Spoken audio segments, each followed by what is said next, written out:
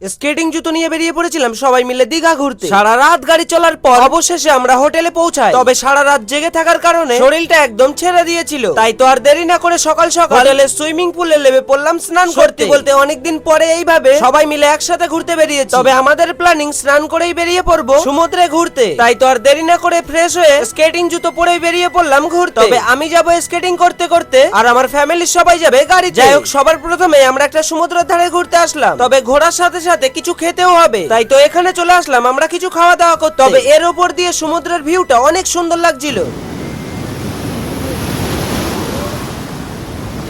তারপর চিংড়ি মাছ অর্ডার করে খাওয়া দাওয়া শুরু করি। সত্যি বলতে এখানে কাঁকড়া, মাছ এই ধরনেরই খাবার বেশি। অবশ্য এখানে স্নান করে ভেজা গায়ে স্কেটিং করতে করতে চলে গেছিলাম দীঘার মেন জায়গা। সত্যি বলতে এখানে অনেক বেশি ভিড়। যাই হোক, এবারে আমি নিজেই সমুদ্রের ঢেউয়ের মজা নিতে আসলাম। তবে বড় বড় ঢেউয়ের কাছে যেতে হলে আমাদের আরো দূরে গভীরে যেতে হবে। অবশ্য এখানে আমি দেখতে পেলাম একজন প্যারাশুটে করে খুব মজা নিয়ে উঠছে। তারপর আমিও আস্তে আস্তে সমুদ্রের একটু গভীরে গেলাম সমুদ্রের এই বড় বড় ঢেউয়ের মজা নিতে। সত্যি এখানে অনেক বেশি মজা হয়েছে। অবশ্য আমার তো এইসব কিছু ছেড়ে আসতেই ইচ্ছে করছিল না, তবুও পরের দিন আমাদেরকে বাড়ি ফিরে আসতে হয়। কমেন্টে জানাতে ভুলো না এই গরমে তোমরাও কোথাও ঘুরতে গেছিলে কি।